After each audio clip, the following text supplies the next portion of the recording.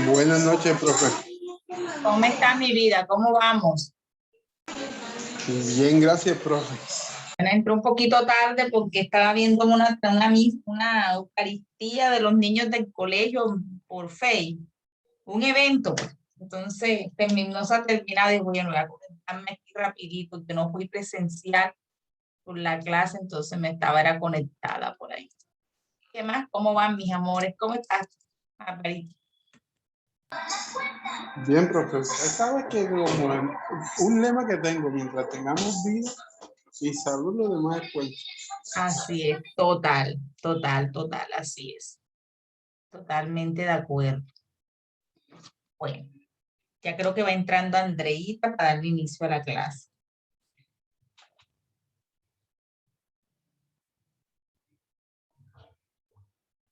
Buenas noches a todos. Hola Andreita, buenas noches, ¿cómo estás mi amor? ¿Cómo te ha ido? Bien, señor, gracias a Dios. Estamos. Bueno, me alegra Andreita. Gracias, señor. Me permiten que estoy contestándole a Mari.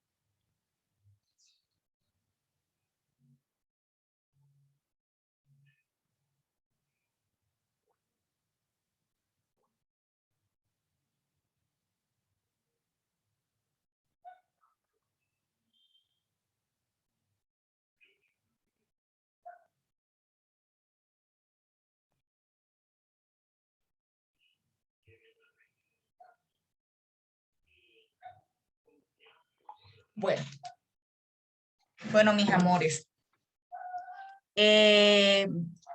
Vamos, ya yo les califiqué el parcial. Ya tienen la nota definitiva del corte. Ya les voy a dar la nota. Me tienen un poquito de paciencia mientras yo abro aquí lo de la nota. Bueno, yo me las sé, pero vamos a buscarlas. Los felicito porque realmente son un grupo muy responsable.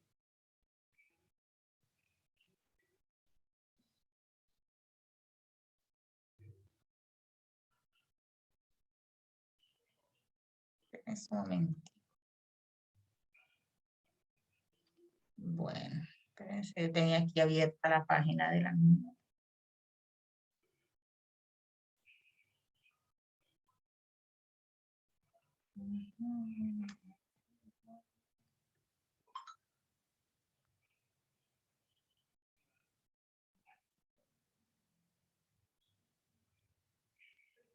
Bueno, aquí está. Andreita te quedó en 4.8 y Álvaro, bueno, Andreita 4.8, Álvaro 5. Gracias, señor. Bueno, mis amores. Gracias, profe. Listo. Bueno, mis amores. Bueno, Andreita y Álvaro les va muy bien. Estábamos hablando de la etapa de la gestación. ¿Qué recuerda que hablamos sobre esta etapa? ¿Qué recuerda? No estábamos hablando de la etapa de la gestación o la etapa prenatal. Sí, profe, estábamos hablando de la etapa.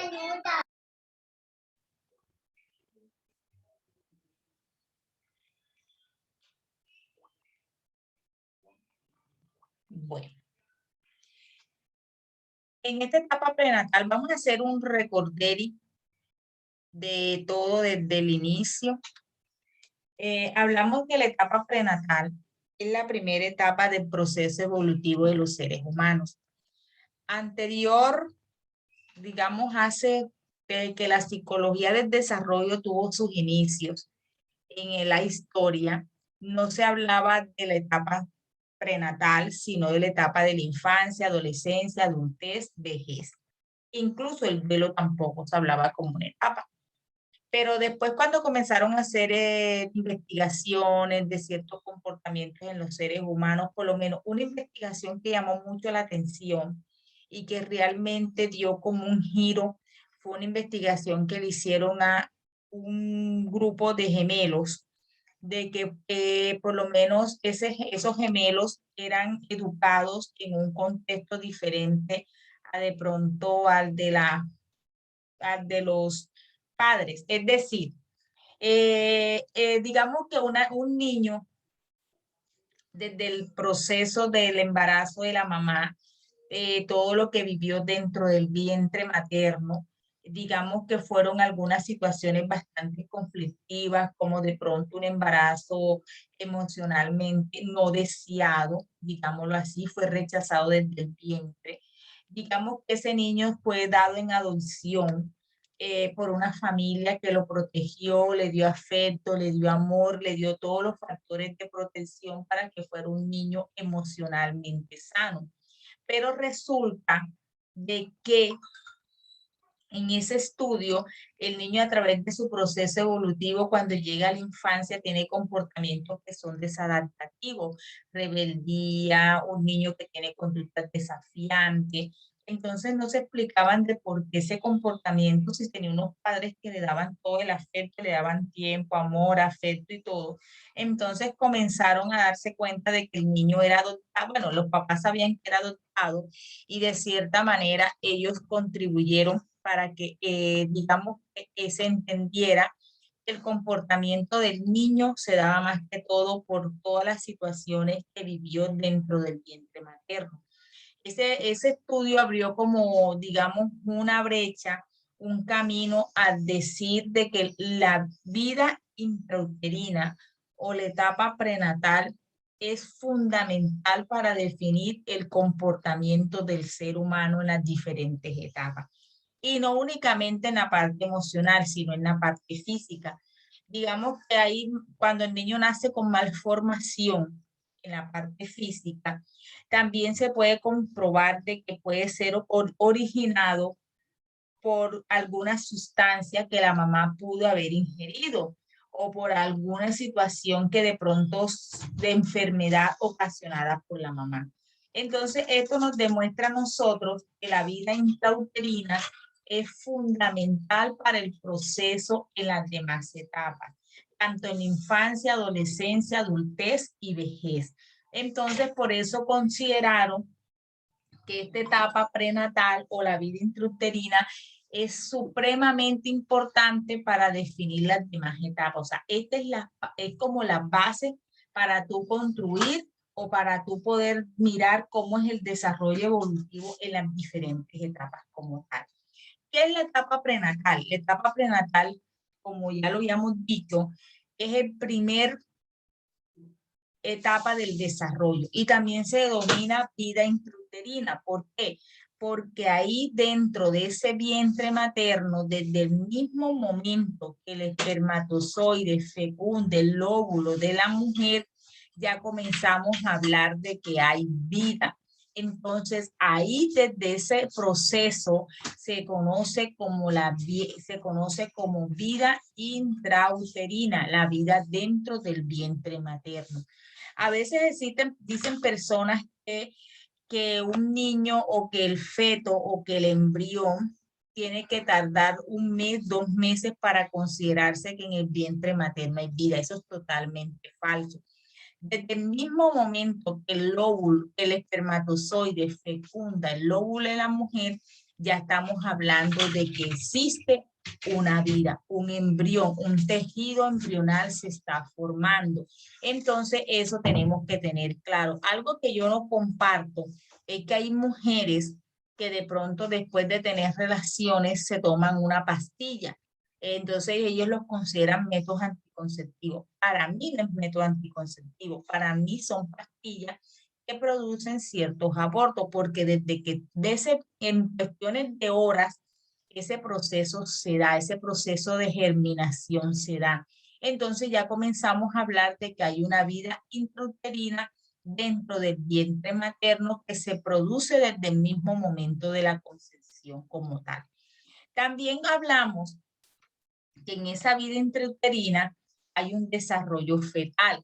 pero ese desarrollo fetal o esa etapa prenatal se divide en 3 etapas que son fundamentales. Una primera etapa que es el cigoto, otra segunda etapa que es el embrión y una tercera etapa que es el feto. Esas son las etapas que producen o que se dan dentro de la etapa prenatal. Cuando hablamos de cigoto, hablamos de desde el 0 semanas hasta las 2 semanas, es cuando se comienza a hablar del proceso de germinación. Es cuando la cédula inicia el proceso de formación, se comienza a germinar. Como les dije, cuando el óvulo se implanta cuando el espermatozoide se implanta en el óvulo de la mujer, hay un proceso de germinación. Es como cuando cuando uno está en el colegio, les dicen, vamos a hacer el experimento del granito de frijol. Vamos a coger un granito, lo vamos a sembrar, vamos a colocar algodoncito, agüita, el proceso, y el frijolito comienza a germinar y botar algunas ramificaciones y entonces así se da nuestra vida dentro del vientre. De los 0 a las 2 semanas, esa se conoce como una etapa embrional, una etapa de germinación, disculpen, una etapa de germinación embrional, sino germinación es cuando las cédulas se están iniciando o están formando una capa de formación o un tejido embrional. Después de ese tejido embrional pasamos de las 2 a las 8 etapas que ya se conoce como el embrión. Ya cuando es embrión, cuando el sistema orgánico se está originando, porque lo primero que se origina en el ser humano son los tejidos internos, los órganos internos, del sistema digestivo, el corazón, todo lo que es la parte interna. Ese es un proceso embrional. Después de una tercera etapa, que es la etapa fetal, ya se conoce como feto, que es de las 9 a las 40 semanas. ¿Por qué ya se conoce feto? Porque ya tiene las características humanas. Está estructurado, tiene sus brazos, tiene sus piernas, no formados completamente, pero ya se comienza a evidenciar y se comienza ya a dar una forma humana como tal. Acá más adelante les explico la etapa germinal. Miren cómo se da esta etapa germinal. Es cuando las primeras 2 cédulas, las 2 semanas, las cédulas se comienzan a dividir. Hay una división celular. Es cuando esas cédulas comienzan a tener esa división y se comienza a implementar más que todo en el útero de la madre. O sea, las paredes del útero de la madre se comienza a germinarse de ese proceso de germinación. ¿Por qué la mujer sabe que está en embarazo? Ustedes saben que uno de los factores que determina es la ausencia del periodo menstrual. ¿Por qué hay ausencia del periodo menstrual? ¿Por qué? Porque las cédulas están en su proceso de germinación y están en un proceso que necesitan crecer en su totalidad. Y lo primero que se transforma es el periodo menstrual como tal. Después pasamos a la etapa embrional. En esta etapa embrional hay un crecimiento rápido de los sistemas, de los órganos internos y la parte corporal también. Miren la imagen, de aquí se comienza a ver en la etapa embrional, ya se comienza a tener una formita, no tan humana ni tan perfecta, pero sí se comienza a ver algunas aproximaciones de figuras de la parte humana como tal. En la etapa fetal, mientras el bebé está en el vientre, se conoce como feto. Después que nace, le llamamos bebé. A veces uno dice, no es bebé, es un feto, porque la palabra, bueno, yo siempre digo bebé porque suena como más, pero la palabra científica es feto. ¿Por qué feto? Porque en esta etapa se está incrementando, se está formando todo lo que es la parte del cuerpo, aumenta en tamaño, los órganos internos y externos se están formando y como les dije, ya tiene forma humana como tal. También tenemos que tener presente que en cada una de las etapas que les mencioné, etapa germinal, etapa embrional y la etapa fetal, el tamaño va aumentando de pequeño pasa aumentando poco a poco, más significativamente, hasta ver un crecimiento de la mamá. El vientre va creciendo también. Tenemos que también tener claro que en esa etapa germinal sucede algo muy significativo y que es que la parte neurofisiológica del ser humano se está formando, es decir, la parte sensorial, la parte de lo que tiene que ver con lo que tiene que ver con las neuronas, con el cerebro como tal.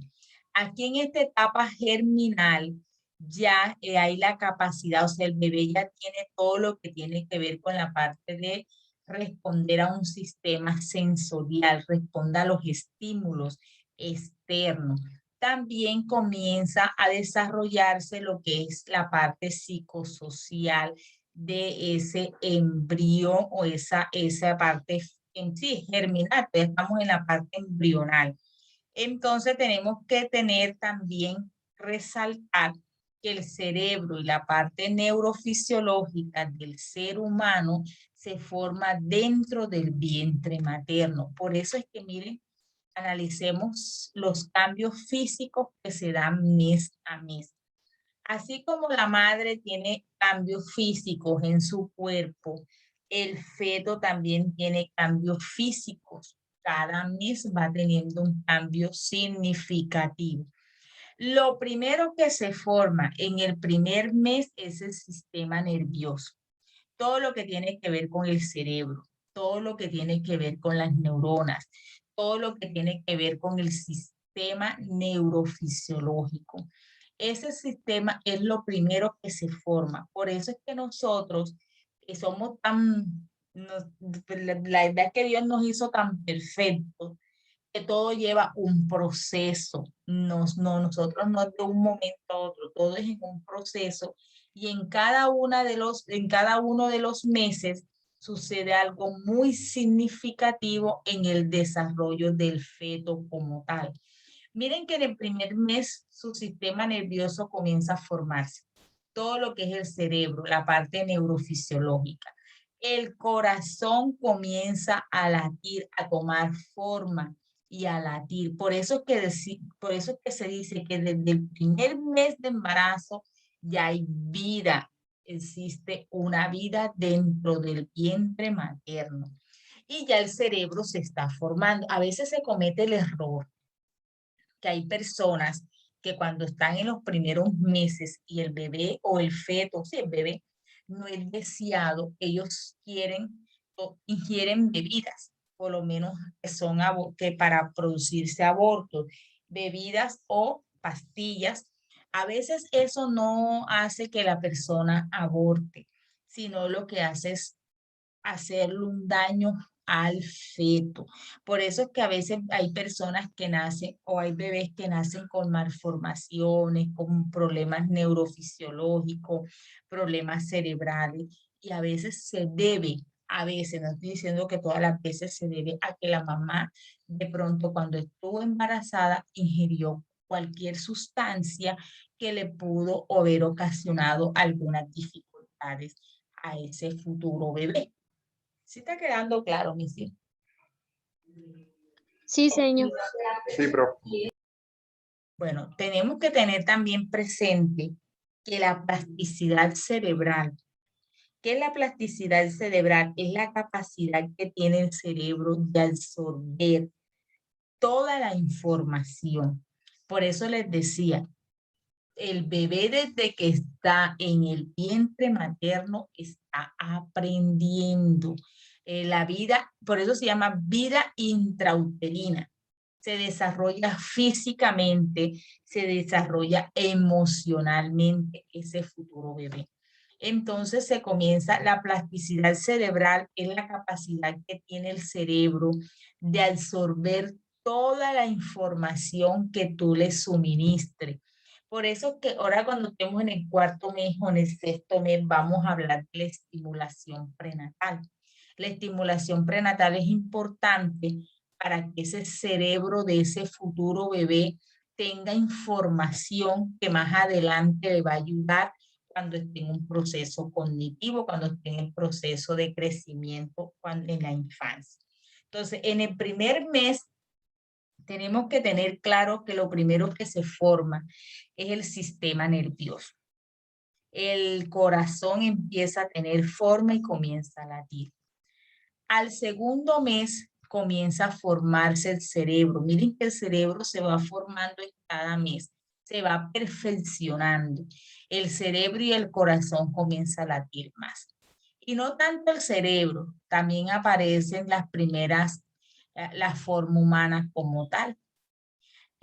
Al tercer mes, el feto puede realizar movimientos. Él flota dentro del vientre materno a través del líquido amniótico.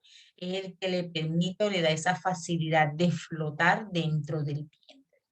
Aquí el bebé, el feto comienza a realizar movimientos y ya se reconoce el sexo, bueno, en algunos casos. También el cerebro se está formando, toda la estructura sináptica, todo lo que tiene que ver con la parte de los neurotransmisores, de las áreas, de los lóbulos, se están creciendo y se están perfeccionando.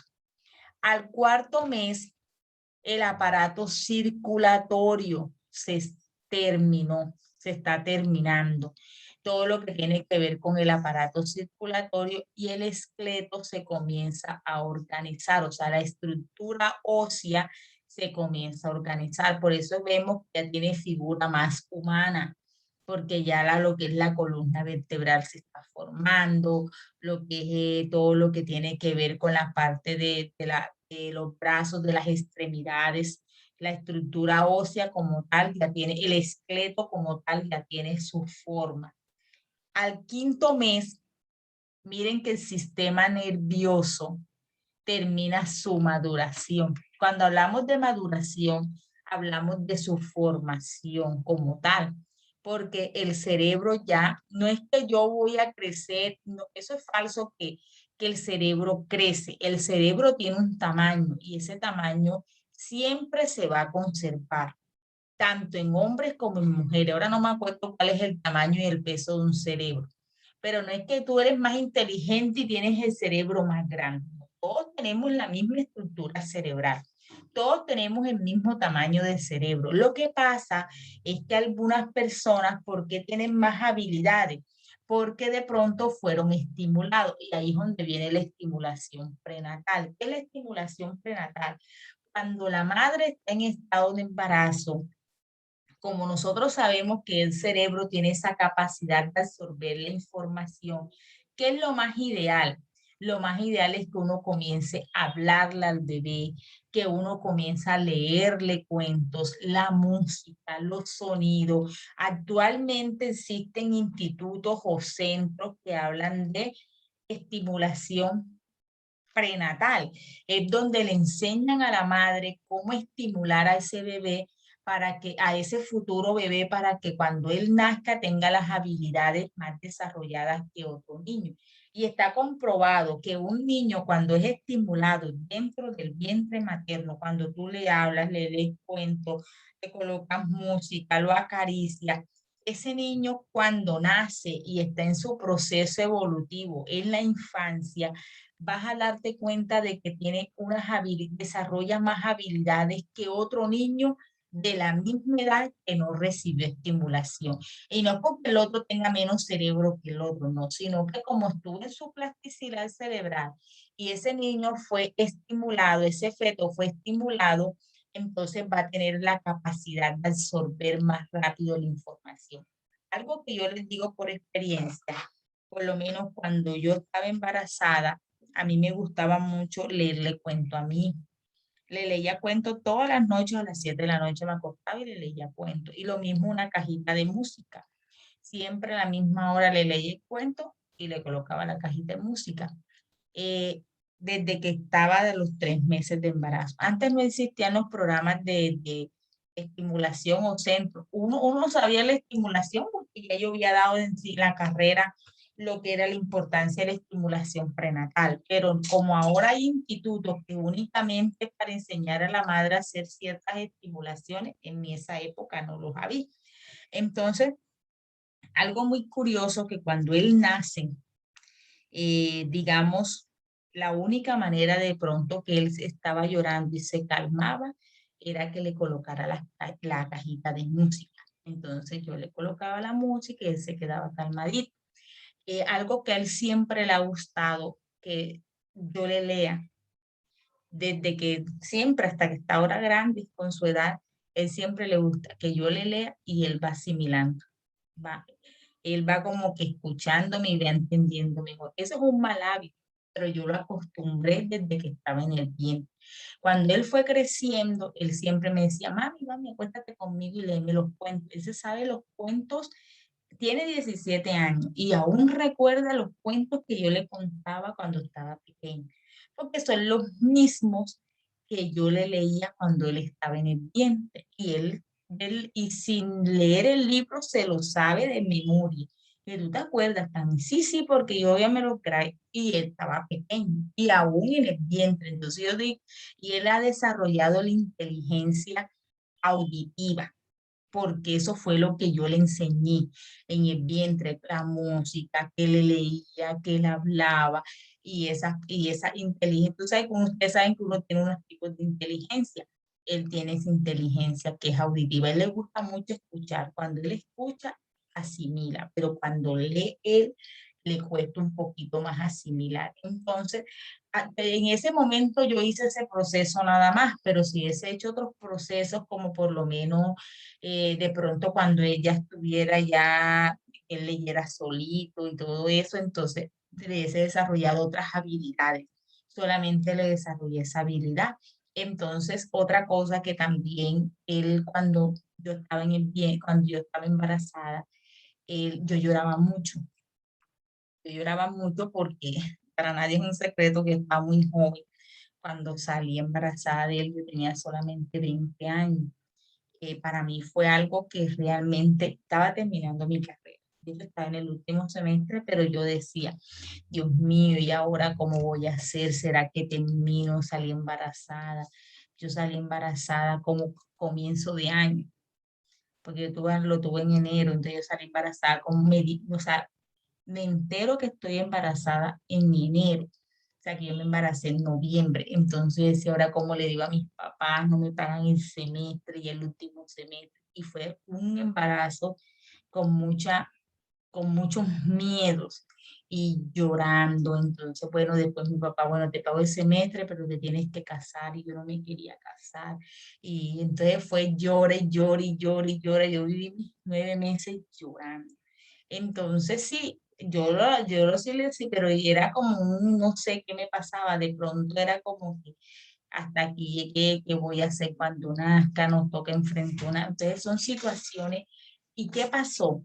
Que cuando nació, él experimentaba esos sentimientos también. Entonces, miren que todo lo que uno hace cuando el bebé está en la vida intrauterina, cuando nace, sucede eso. Entonces él lo replicaba, entonces el sentimiento que lloraba por cualquier cosa, todo eso sucede. ¿Por qué? Porque nosotros le transmitimos esos sentimientos cuando estaba en estado de embarazo. Entonces él lo sabe que yo era muy llorona cuando estaba en embarazo y él me dice, por eso yo también era así. Entonces, pues, cuando ya fue creciendo, él fue como que dejando esos sentimientos, pero era muy sentimental, que lloraba con mucha facilidad. Entonces, todo eso se debió a esa situación que yo viví también en el embarazo. Por eso yo sí sé que la vida intrauterina marca positiva o negativamente tanto la parte emocional como la parte física. Anteriormente decían, no, es que el bebé cuando está en el vientre no siente. No, hombre, no siente. Chévere porque uno hace lo que quiera y no, eso es falso, totalmente falso. Todo lo que tú hagas estando en estado de embarazo afecta directamente las emociones o la parte física, porque ellos tienen una vida y nosotros las mamás le transmitimos a través del torrente sanguíneo todo lo que son las emociones y la alimentación a través del ombligo. del cordón umbilical. Entonces, miren que nosotros tenemos, las madres tienen un contacto directo con el feto o con ese futuro bebé. ¿Sí va quedando claro, mis hijos? Sí, profe. Están calladitos. Estamos escuchando, profe. Bueno, por mi parte, porque usted sabe que esos son etapas y cosas que viven más que todo la mujer. El hombre solamente mira desde afuera como espectador. Entonces, Sí, sí, sí, sí, sí. Pero es bueno que tengamos presente porque cuando estén trabajando con niños o con adolescentes o con niños, con adolescentes y con adultos, ustedes tienen que indagar cómo fue ese embarazo o cómo ellos vivieron esa vida intrauterina. Y les voy a decir por qué. Cuando el niño, o sea, cuando hay dificultades de aprendizaje, uno tiene que mirar qué lo que al niño le está originando esa dificultad para aprender.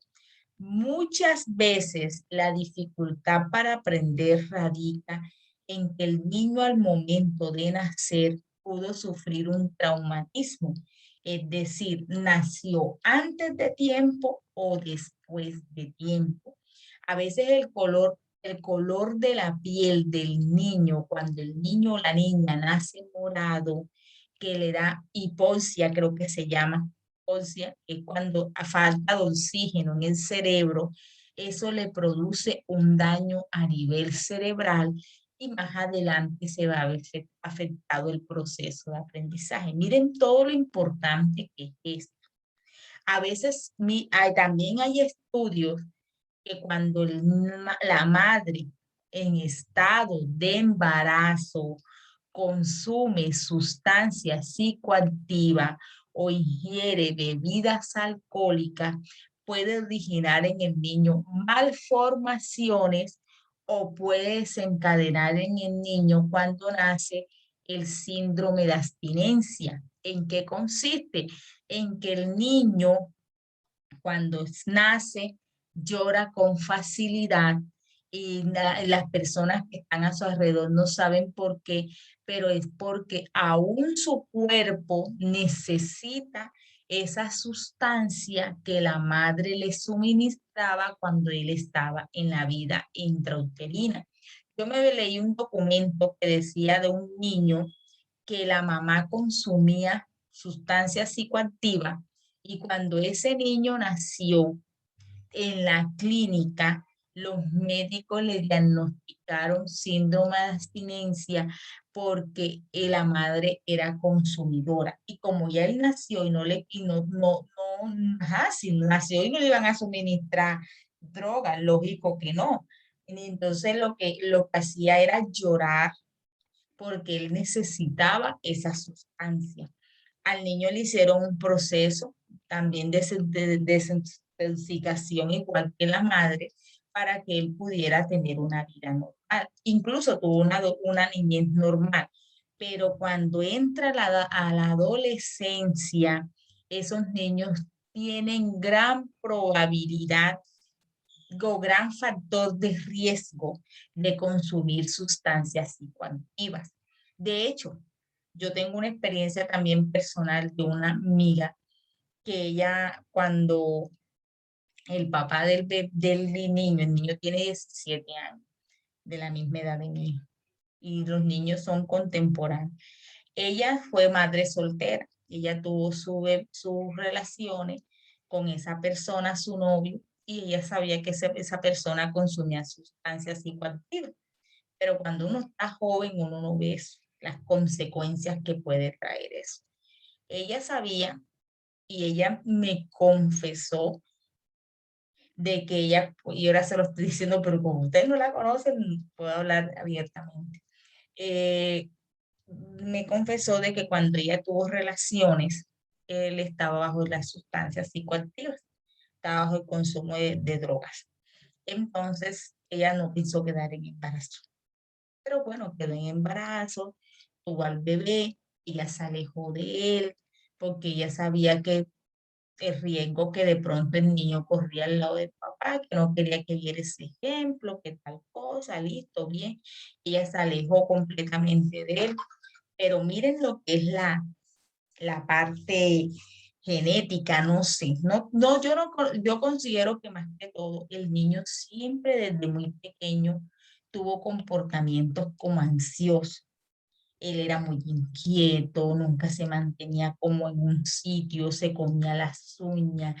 Ese niño era un terremotico y era una ansiedad que constantemente se comía las uñas, comía una cosa, hacía otra cosa, hacía, yo decía aquí, y yo le decía, mira lo que estás haciendo, hazle una valoración al niño, mira qué tal cosa, porque uno nunca sabe, mira la parte genética. Bueno, total es que no tanto la parte genética, sino que el niño ya en su organismo, desde que estaba en el vientre, aunque no fue la mamá, sino el papá, ustedes saben que el papá también transmite ciertas condiciones a través del espermatozoide. Entonces, el niño en esa parte. Actualmente, miren, yo le voy a decir una cosa, que el niño quiere experimentar muchas cosas y él pasa con decirle que el alcohol, no sé cómo él probó el alcohol porque ella lo cuidaba o lo cuida tanto que no sé cómo él de pronto se tomó una cerveza. Y ese niño le ha gustado la cerveza, y él me dice que esa es la única manera con que él se relaja es tomando cerveza. Yo dije, ojo con eso. Y todavía porque no la ha experimentado, pero es que su cuerpo le pide algo.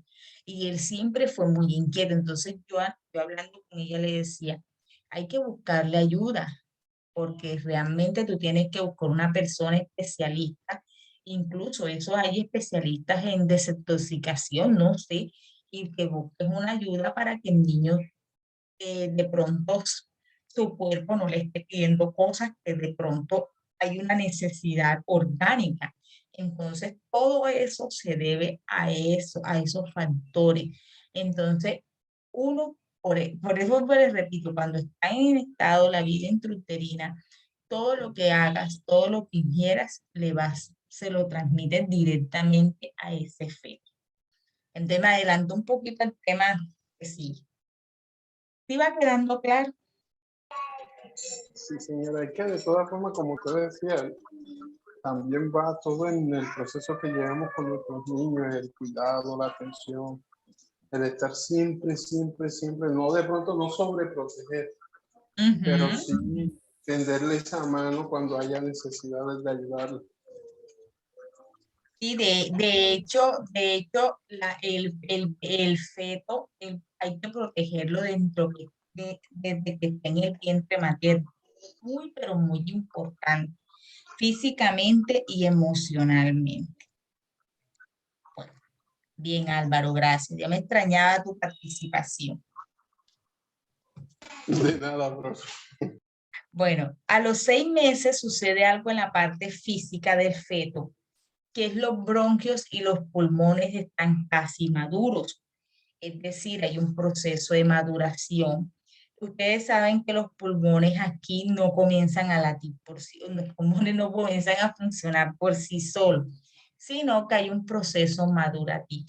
Un niño a los 6 meses puede que nazca, pero nace con dificultad en la parte pulmonar, porque los bronquios y los pulmones están casi maduros, pero no se han madurado completamente. Pero el niño puede sobrevivir porque ahí la medicina está tan avanzada que le pueden madurar los pulmones antes de tiempo. A los 7 meses ya posee los órganos necesarios para vivir fuera del útero. O sea, ya aquí está formado, ya aquí incluso hay niños 7 mesinos, pero aquí los 7 meses sucede algo que aquí también hay gran riesgo de que el niño no nazca. ¿Por qué? Porque los pulmones no funcionan por sí solos. Y aquí no se puede dar el proceso de maduración artificial, sino un proceso de maduración natural. Y a los 7 meses, cuando se está los pulmones como que haciendo el proceso de comenzar a funcionar por sí solo. Entonces hay mucho riesgo de que el feto en este proceso fallezca. A los 8 meses y a los 9 meses ya el feto está completamente desarrollado y los pulmones ya están funcionando por sí mismos. Entonces miren todos los cambios físicos que se dan en el feto mes a mes. ¿Quedó claro, Missy? Sí, señor. Sí, señor. También sucede algo muy importante que es el desarrollo sensorial del feto. Las partes de los órganos, de los sentidos se comienzan a desarrollar y a estimular a partir del segundo trimestre, de 3 meses hacia adelante.